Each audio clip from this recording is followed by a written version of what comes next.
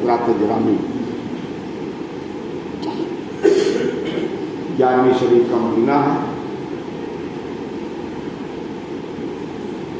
یادیں منائی جائیں، منانا چاہیے۔ قرآن کہہ رہا ہے وَذَكِّرْهُمْ بِأَيَّامِ اللَّهِ،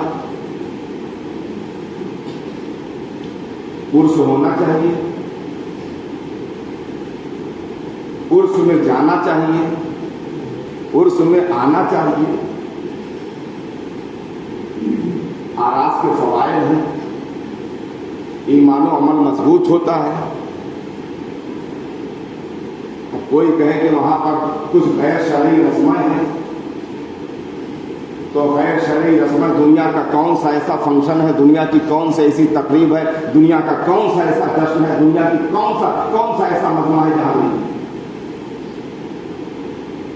غیر شرعی امور کی کون موافقت کرتا ہے، چاہے وہ عرس میں ہو چاہے عرس میں باہر۔ غوث اعظم کا عرس ہوتا ہے، پوری دنیا کے لوگ فیض پا ہیں۔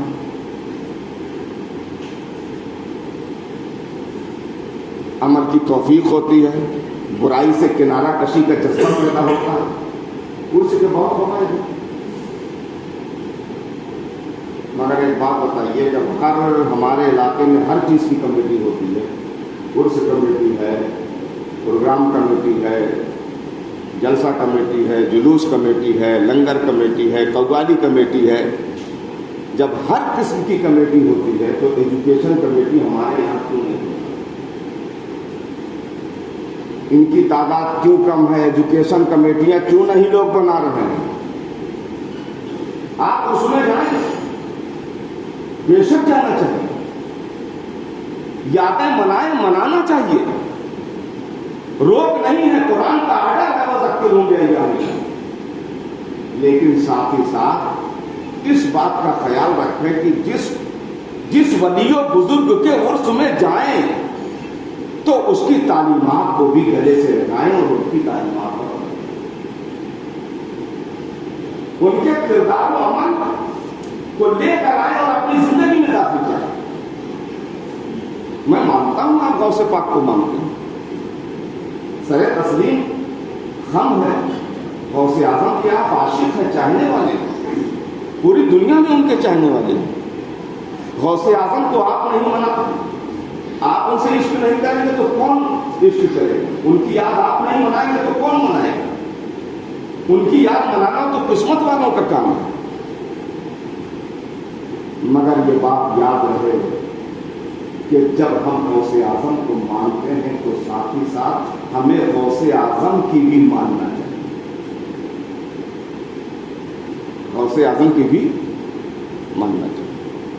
اب یہی پر تمام کا ڈفرینس ہے، ہم غوث اعظم کو تو مانتے ہیں، مگر غوث اعظم کی ماننے پر جب بات آتی ہے تو وہاں پرسنٹیج کم ہو جاتا ہے۔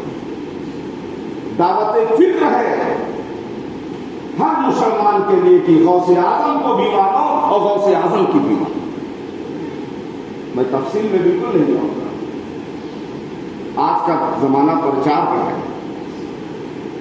آج کے اس ماحول میں اولیاء کرام اور صوفیاء کرام کی زندگیاں اور ان کی جیونی لوگوں کے سامنے رکھیے، سمجھائیے، ان کے اخلاق کو، ان کے کردار کو دکھائیے۔ آج کے اس بدلتے ہوئے بھارت میں غوث اعظم کی سیرت کو لوگوں کو بتائیے۔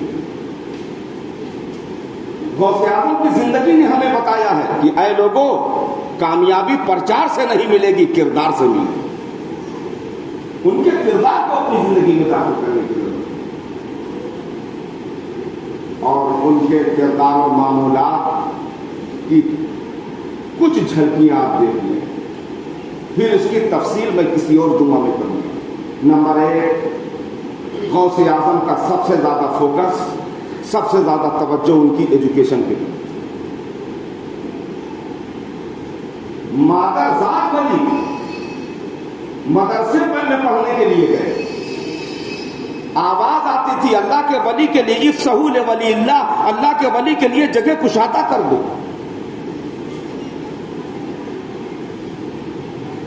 سب سے زیادہ علم و آپ کا فوکس، ماں سے اجازت لی، گئے پڑھنے کے لیے، रास्ते में डाकुओं वाला वाकया हुआ था। गौसे आजम कि अगर आप मानने वाले हैं तो दूसरा सबक आपके लिए है कि किसी हालत में झूठ नहीं बोलेंगे चाहे 40 अशरफिया थी ना, बता दिया था ना, अपनी वालदा से वादा करके आए थे। नंबर 3, इसका डिफिनेशन मैं फिर किसी मौके पर करूंगा। नंबर 3, अपने वालिदैन के जबरदस्त फरमाबरदार। जब तक मां ने इजाजत नहीं दी मदरसे नहीं गए। वो बड़ा मदरसा उस वक्त का जहां के उलमाए किराम का इल्म फन का तूती बोलता था, मां ने इजाजत दी गई। नंबर 4, खुलूस से कौम की खिदमत करें। 40 साल तक गौसे आजम ने अवामो खवास की रुश्तो हिदायत, उनकी क़यादत और रहनुमाई और उनकी पेशवाई की है। 40 साल तक। और नंबर 5, बस 5 ही चीज बताता हूं। खैर उम्मत होने के नाते भलाइयां फैलाएंगे, बुराइयां मिलाएंगे। ये पूरी लाइफ वो करते हैं। मैं आपसे कहता हूं कि इन नकोशे वफा को अगर आप अपनी जिंदगियों में दाखिल कर लें तो आला हज़रत जामा मस्जिद में मैं अलान इस बात को कह रहा हूं, जिस दिन इन चीजों को आप अपनी जिंदगी में दाखिल कर लेंगे इंशाअल्लाह दुनिया में इनकलाब पैदा हो जाएगा। किस्मतें आपकी संवर जाएंगी, कामयाबी आपको सलाम करेंगी और दुनिया आपके कदमों को चूम लेगी। गौस की जात इतनी बड़ी जात है, अगर दिल लगाओगे तो फैज़ ही फैज़। सब इनसे जलने वालों के गुल हो गए चिराग, गौसुल वरा की शम्मा फरोजा मेरा।